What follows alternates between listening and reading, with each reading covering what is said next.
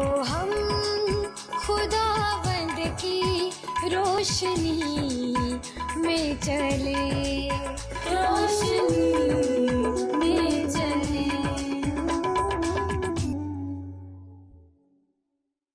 خداوند کے عظیم بابرکت نام میں آپ سب کی سلامتی ہو۔ پروگرام کلام کی روشنی میں ایک بار پھر میں آپ کی ہوسٹ فریہ خان مسیح حاضر ہوں۔ پروگرام کے تمام ناظرین کو میں خوش آمدید کرتی ہوں۔ ہمارے آج کے پروگرام کا موضوع بھی انتہائی دلچسپ ہے۔ آج ہم سیکھیں گے وائس کی کتاب کے 4 باب کو، اور آج ہمارے ساتھ پروگرام میں شامل ہیں بہت ہی زبردست اسپیکر پاسٹر عزیز انور۔ سر، میں آپ کو ویلکم کرتی ہوں اس پروگرام میں۔ بہت شکریہ بیٹا، گاڈ بلیس یو۔ آپ نے مجھے دعوت دی اور میں آپ کے اس پروگرام میں آ سکا۔ آپ کا اور آپ کے ادارے کا میں شکر گزار ہوں۔ بہت بہت شکریہ سر۔ سر، میرا پہلا سوال آپ سے یہ ہے کہ اس کتاب کے 4 باب اور اس کی پہلی آیت میں حضرت سلیمان نے سورج کے نیچے کیا ہوتا دیکھا؟ بہت شکریہ۔ آپ نے 4 باب کا آغاز بڑے ہی خوبصورت سوال سے کیا ہے۔ Thank you sir.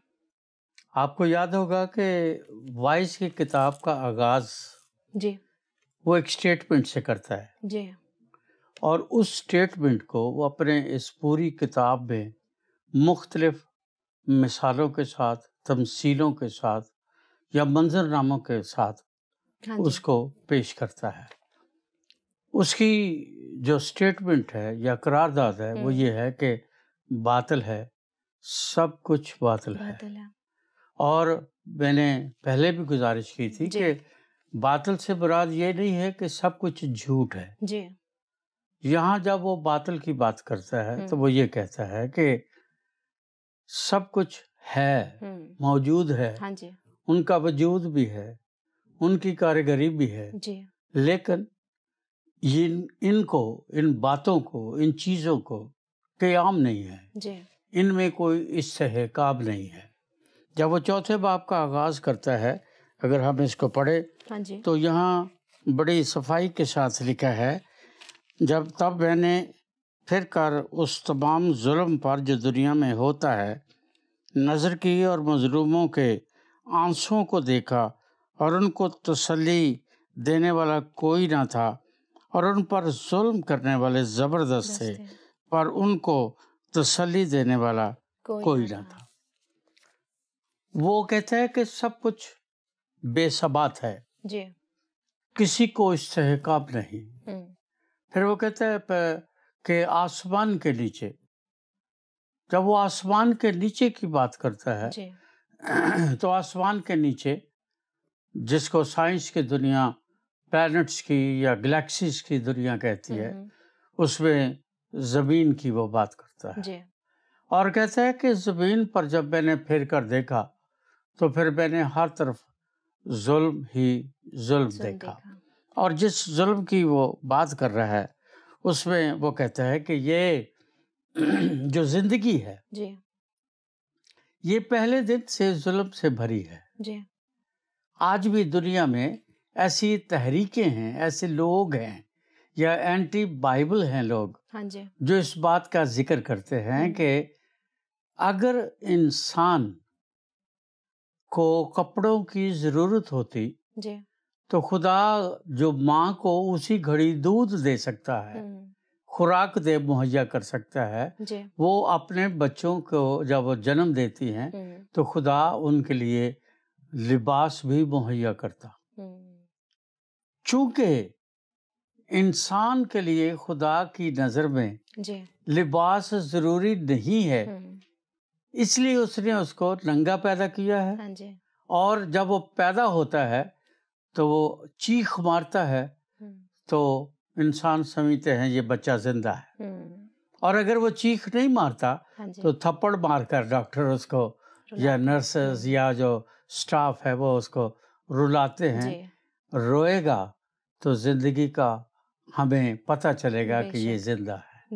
اب آپ خود سوچیں، دنیا کو اس بات پر ہمیشہ غور و خوض کرنا چاہیے کہ جس چیز کا آغاز ہی چیخ سے ہوتا ہے اس میں کیا سٹیبلٹی، کیا استحکام ہوگا، اور اس میں کون سی پائیداری ہو سکتی ہے۔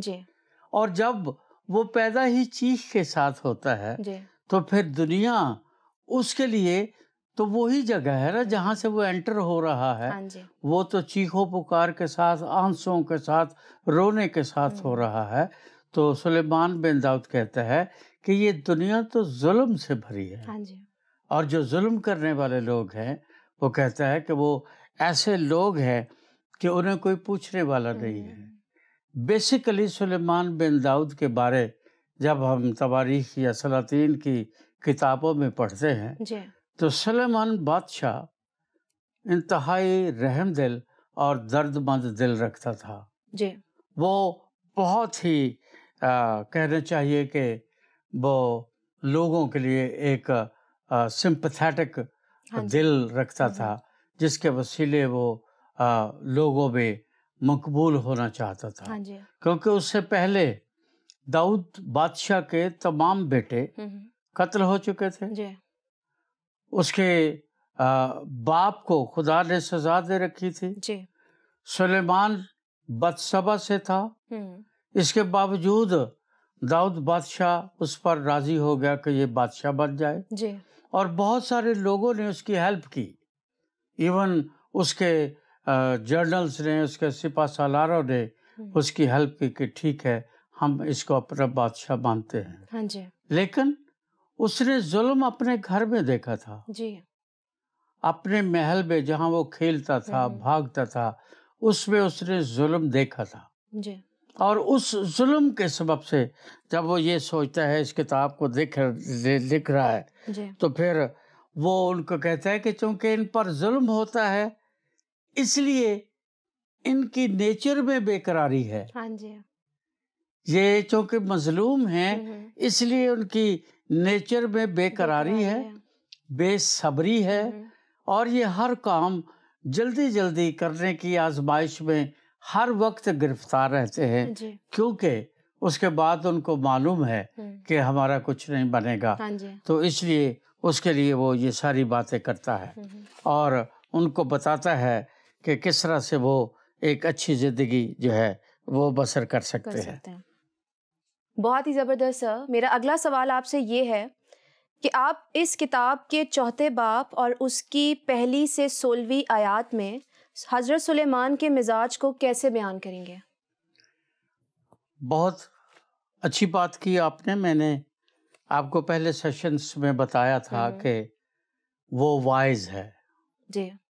اور وائز جو ہے اس کی کوئی بھی دنیا کا جو مقرر ہے، جو وائز ہے، جو تقریر کرتا ہے، آپ کسی بھی ڈیل کارنیگی کو پڑھ لیں، دوسروں کو پڑھ لیں. میں نے بتایا تھا کہ ہر وائز کے پاس 3 بیسک بنیادی باتیں ہوتی ہیں. پہلی بات کہ وہ جو بیان کرنا چاہ رہا ہے اس کا پس منظر یا دیباچہ کیا ہے. دوسری بات وہ اس پہ کس مضمون پر، جس کو ہم نفس مضمون کہتے ہیں فن تقریر میں، پھر وہ نفس مضمون پر بات کرتا ہے. اور تیسرا وہ آخر میں جسے ہم عام اپیل کے طور پر کہتے ہیں اور انگلش میں لوگ اسے اپلیکیشن کہتے ہیں، وہ اپیل پر بات کرتا ہے. اب اس نے پہلے باب میں جس بات کو بیان کیا ہے، اب اس کو 4 باب میں وہ پہلی 16 آیات میں مختلف ٹاپکس کے ساتھ بیان کر رہا ہے. اس کو اس نے حصوں میں تقسیم کیا ہے. جیسے وہ پہلی آیت سے 16ویں آیت تک جب ہم اس کا مطالعہ کرتے ہیں تو وہ پہلی بات جو بیان کرتا ہے وہ یہ ہے کہ شکستہ دل اور مصیبت زدہ لوگوں کے لیے سلیمان اپنے اندر ایک ہمدردی، ایک پیار، ایک ترس جو ہے اسے محسوس کرتا ہے. پھر وہ کہتا ہے کہ اس مجبوری کے سبب سے، اس دکھ کے باعث جس میں وہ زندگی بسر کرتے ہیں، اس ساری تگ و دو میں، اس جد و جہد میں وہ جب ناکام ہوتے ہیں، شکست کھاتے ہیں، تو پھر وہ کہتے ہیں، مجبور ہو کر یہ کہتے ہیں اس سے بہتر تھا کہ ہم پیدا ہی نہ ہوتے. اور یہ اگر آپ بائبل کا مطالعہ کریں تو ایوب جیسا شخص بھی کہتا ہے کہ اس سے بہتر ہے کہ میں پیدا ہی نہ ہوتا.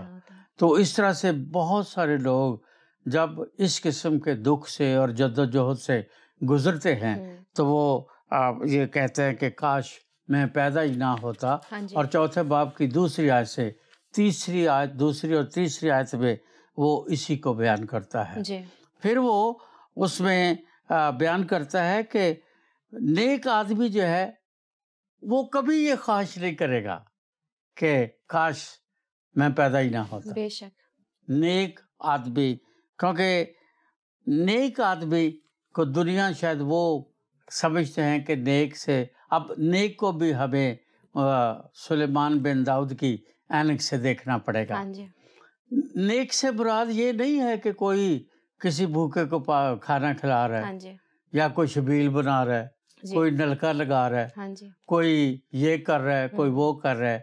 یہ نیکیاں نہیں ہیں. اور اگر یہ نیکیاں ہیں تو پھر بائبل مقدس ان کو نیکیوں کے زمرے میں نہیں لاتی. بائبل مقدس ان کو ان کاموں میں لاتی ہے جو انسان ایک دوسرے کے لیے کرتے ہیں صرف اس لیے کہ لوگ انہیں نیک جانیں. لیکن جب سلیمان کسی کو نیک کہتا ہے اپنی کتابوں میں یا تحریرات میں، تو اس سے مراد یہ نہیں ہے جو شبیلے لگاتے، دودھ پلاتے اور یہ کرتے ہیں. نہیں، اس سے مراد نیک لوگ وہ ہیں جو اپنے باطن میں خدا کے روح کو یا دم کو محسوس کرتے ہیں اور پاکیزگی کی طرف بڑھتے ہیں. تو جو پاکیزگی کا تجربہ رکھتا ہے سلیمان بن داؤد اس کو نیک کہتا ہے. اسی لیے پاک کلام میں آپ نے بھی پڑھا ہوگا کہ خدا کے بندے، خدا کے لوگ، رسول، نبی، خدا خود کہتا ہے پاک بنو کیونکہ تمہارا بلانے والا پاک ہے. کہیں نہیں لکھا نیک بنو. نیک تو عیدی بھی تھا، نیک تو عمران خان بھی ہے، نیک تو بے شمار لوگ ہیں دنیا میں. گنگا رام تھا، وہ اپنا گلاب دیوی تھی، یہ تو سب نیک لوگ ہیں کیونکہ وہ دوسروں انسانوں کے لیے کام کرتے ہیں. لیکن یہ کام کرنے والے لوگ، اس طرح کے کام کرنے والے لوگ کہاں تک پاک ہیں یہ صرف خدا جانتا ہے. اور سلیمان بن داؤد یہی بات کہتا ہے کہ وہ جو پاک دل ہیں وہ کبھی یہ نہیں کہیں گے کہ کاش اس دن کو دیکھنے سے پہلے ہم مر جاتے. وہ اس راز کو ایماندار کے لیے وہ کہتا ہے کہ ایماندار جو ہے وہ پاک ہے، وہ راست باز ہے، وہ خدا کے جلال اور خدا کی قدرت کی اور یہ زندگی جو اس نے اس کو دی ہے، یہ بدن جو اس نے اس کو دیا ہے، یہ دنیا میں جس میں اس نے رکھا ہے اس میں بھی وہ کہتا ہے یہ خداوند کا شکر کی بات ہے. اس لیے وہ یہ کہتا ہے کہ یہ سارے دکھ اور سکھ جو ہیں جو زندگی کا حصہ ہیں یہ خدا کے جلال کے لیے ہے. اس لیے وہ کہتا ہے کہ جو دکھ سہتے ہیں پہلی آیت سے چھٹی آیت تک وہ یہ یاد رکھیں، تیسری آیت تک کہ وہ اگر دکھوں میں ہیں تو اس میں کوئی بات نہیں، خداوند انہیں سکھانا چاہتا ہے. اور زبور میں تو باقاعدہ لکھا ہے کہ اچھا ہوا کہ میں نے مصیبت اٹھائی تاکہ تیرے آئین سیکھوں. اور یہ بالکل درست بات ہے. ہم گھر میں بھی وہ بچے جو نافرمان ہوتے ہیں، ماں باپ تو ان کو بھی سزا دیتے ہیں، سزا تو وہ بھی پاتے ہیں. کچھ وہ لوگ بھی سزا پاتے ہیں جنہوں نے جو بویا ہے وہ کاٹ رہے ہیں. اب وہ نیک ہیں یا پاک ہیں اس کا فیصلہ انسان نہیں کرتا، اس کا فیصلہ خدا کرتا ہے. کیونکہ ہم تو اپنی عینک سے دیکھ کر، اپنے نقطہ نظر سے، انسان کو راست باز بھی کہتا ہے، نیک بھی کہتا ہے، اچھا بھی کہتا ہے، اس کو پاک بھی کہتا ہے. ساری صفات وہ ایک دوسرے سے جوڑ دیتے ہیں. لیکن سوال یہ ہے پاک کون ہے؟ پاک وہ ہے جس کو خدا کہتا ہے کہ یہ پاک ہے، کیونکہ خدا کے سوا کوئی پاک نہیں. اب جب کوئی پاک ہی نہیں، اس کو پاکیزگی کا پتہ ہی نہیں ہے، جب اسے سینکٹیٹی کا تجربہ ہی کوئی نہیں ہے تو وہ کسی کو کیا کہہ سکتا ہے؟ پھر تو وہ اس کا اپنا معیار ہے. ہاں جی. اور وہ معیار ضروری نہیں کہ وہ درست ہو. جی. معیار تو وہ ہے جو خدا قائم کرتا ہے. جی. اس لیے وہ اس میں کہتا ہے کہ ایماندار جو ہیں ان کے لیے یہ دکھ، یہ سکھ، یہ باتیں، یہ اسٹرگل، یہ ٹوائلنگ، یہ کوئی اتنی بڑی بات نہیں ہے، کیونکہ ساری چیزیں مل ملا کر اس سے محبت رکھنے والوں کے لیے بھلائی پیدا کرتی ہے. وہ یہ بتانا چاہ رہا ہے. پھر وہ جب ہم اس کی چوتھی آیت سے چھٹی آیت کا ہم مطالعہ کرتے ہیں تو وہ اس میں یہی بیان کرتا ہے کہ جب کوئی شخص زیرک ہے، دانش مند ہے، عقل مند ہے، زندگی میں کامیاب ہے، اپنی زندگی کے اہداف کو آسانی سے یا مشکل سے حاصل کر لیتا ہے، تو پھر اس کے ارد گرد کے لوگ چونکہ وہ کر نہیں پاتے اس لیے وہ اس سے حسد رکھتے ہیں، اور وہ جو حسد رکھنے والے لوگ ہیں وہ اس کے بدخواہ ہو جاتے ہیں. اور بائبل میں یہی ہے. قائن نے حابل کو کس لیے قتل کیا؟ اسی لیے کہ اس کے اندر ایک حسد آ گیا، ایک بدخواہی آ گئی، ایک ظلم کی ایک سوچ پیدا ہو گئی کہ لو جی یہ خدا کے بہت قریب ہے اور میں نے تو سب کچھ دیا ہے لیکن میں خدا کے قریب نہیں ہوں. اس کا سبب کیا تھا؟ حابل کیوں قبول ہوا؟ کیونکہ حابل کو اس کے اندر جو زندگی کا دم خدا نے ڈالا تھا، اس ضمیر نے اس کو بتایا کہ خدا کے حضور جانے کے لیے ضروری ہے کہ انسان پاک ہو، اور جو پاک ہوگا اس کے لیے ضروری ہے کیونکہ بغیر خون بہائے معافی نہیں. یہ خدا کا قانون ہے، اس کا اصول ہے، اور خدا اپنے قوانین نہیں بدلتا، نہ اس میں ترمیم کرتا ہے. حابل کو اس کے ضمیر نے یہ بتایا کہ وہ قربانی پسند کرتا ہے، وہ اس کا قانون ہے بغیر خون بہائے. اب قائن یہ بات نہیں جانتا تھا.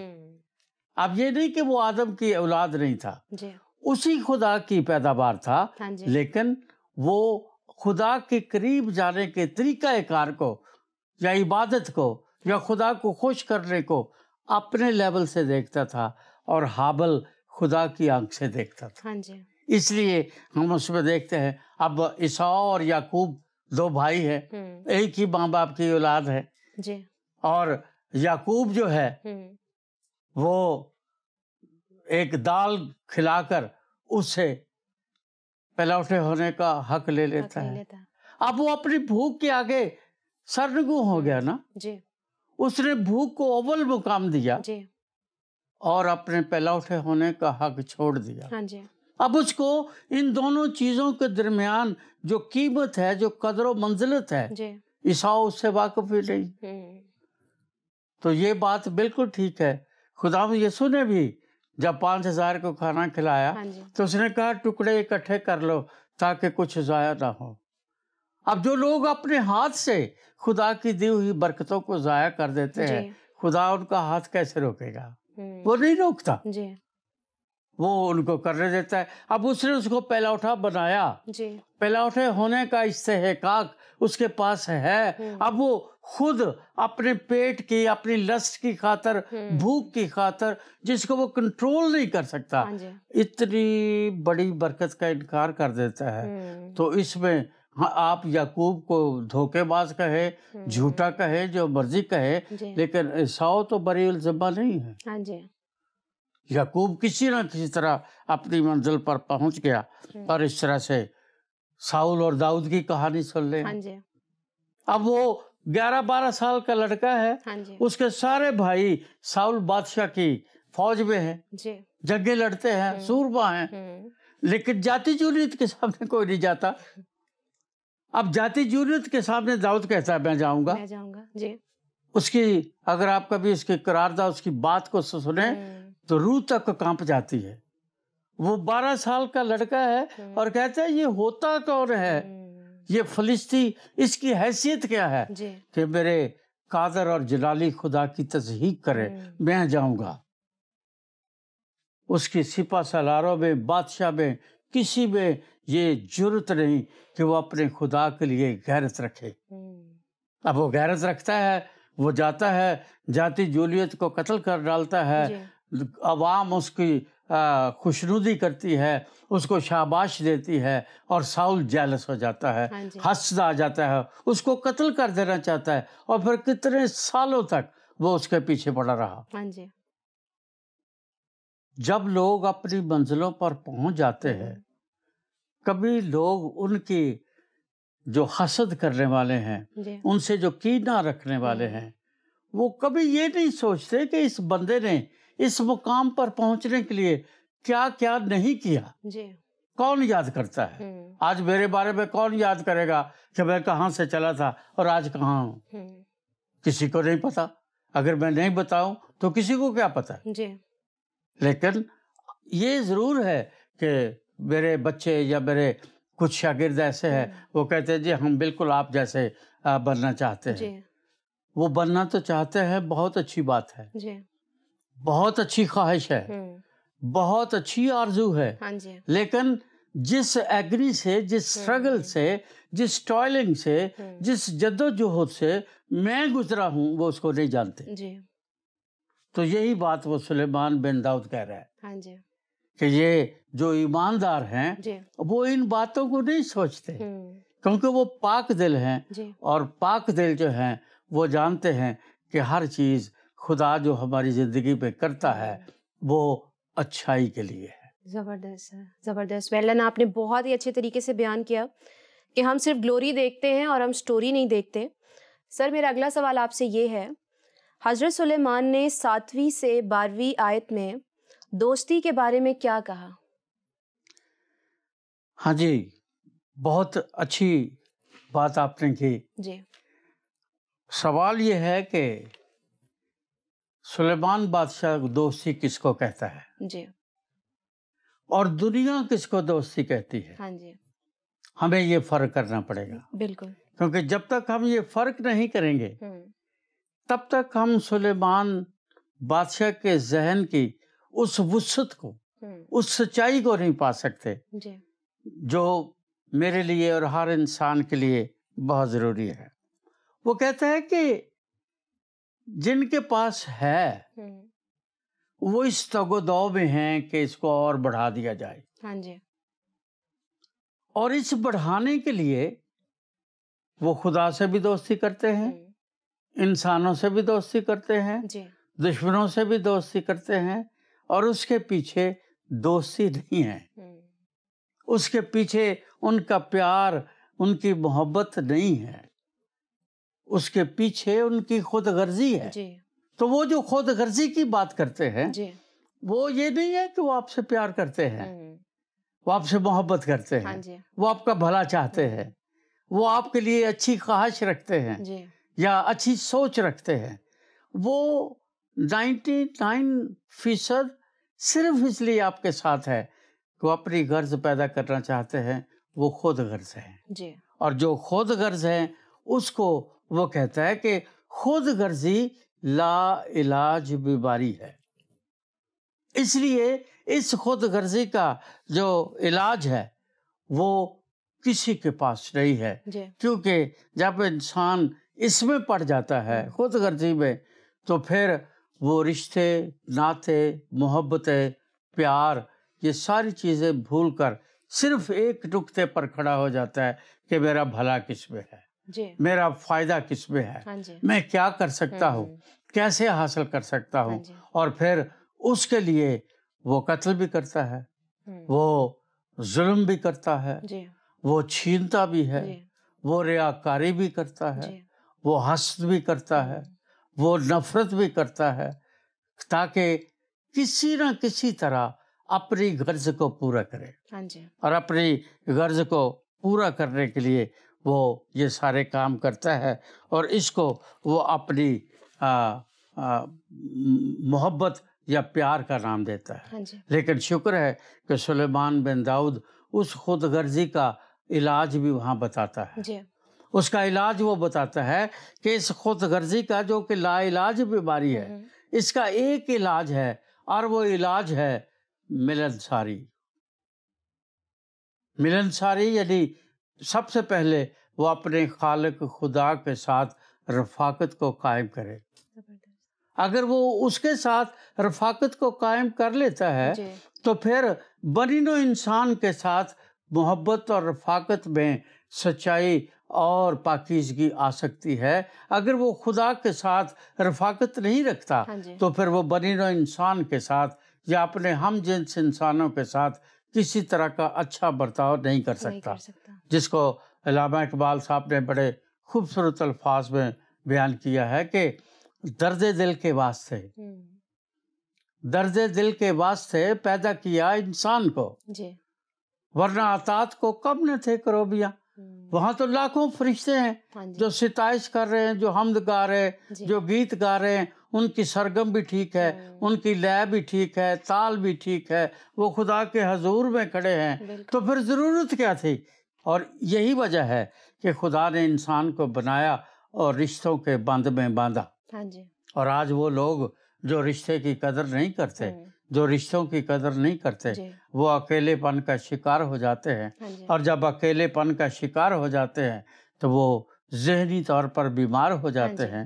یا تو خودکشی کرتا ہے یا پھر وہ دوسروں کی جان لے لیتا ہے. وہ یہ ماننے کے لیے تیار ہی نہیں ہوتا کہ یہ اس کے تو اپنی پیدا کردہ بیماری ہے. آپ دنیا میں دیکھ لیں، ڈپریشن کوئی مرض ہی نہیں ہے. جی بالکل. یہ وہ مرض ہے جو انسان خود پیدا کرتا ہے.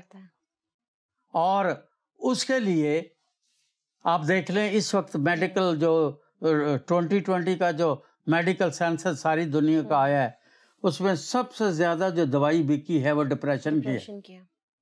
یہ ایک دوسرے سے نہیں لگتی، اس کے جراثیم نہیں ہوتے. یہ نہیں کہ آپ ماں باپ سے لے کر کنجینٹل ہے، یہ پیدائشی، ایسی کوئی بات نہیں. یہ وہ بیماری ہے جو انسان اپنی سوچ سے اپنے اندر پیدا کرتا ہے. اور جب وہ ڈپریس ہو جاتا ہے تو پھر ہارٹ اٹیک بھی ہوتا ہے، پھر برین ہیمریج بھی ہوتا ہے. پھر جب وہ ڈپریس ہو جاتا ہے پھر شوگر بھی ہو جاتی ہے، ڈائبیٹک بھی ہو جاتا ہے، پھر وہ ہائی بلڈ پریشر کا مریض ہو جاتا ہے. کس وجہ سے؟ وہ تنہائی کا شکار ہو جاتا ہے. اس لیے خدا نے انسان کو پیدا کیا تھا تاکہ انسان تنہا نہ رہے. اور اس نے کہا اکیلا رہنا اچھا نہیں. تو جس کو خدا کہتا ہے کہ اچھا نہیں، یہ کوئی ضروری نہیں کہ میاں بیوی کے رشتے کے لیے ہو، یہ کوئی ضروری نہیں ہے. یہ معاشرے کی اکائی ہے. تو معاشرے کا ایک بیسک فاؤنڈیشن سٹون ہے کہ انسان کو اکیلا نہیں رہنا چاہیے. میڈیکل سائنس بھی اس کی نفی کرتی ہے اور ہمارے تجربات بھی. تو اس لیے وہ کہتا ہے کہ خود غرضی چھوڑ کر محبت اور ملنساری کرنا سیکھو اور اس کے مطابق زندگی بسر کرو، ورنہ سب کچھ باطل ہے. بہت ہی زبردست سر.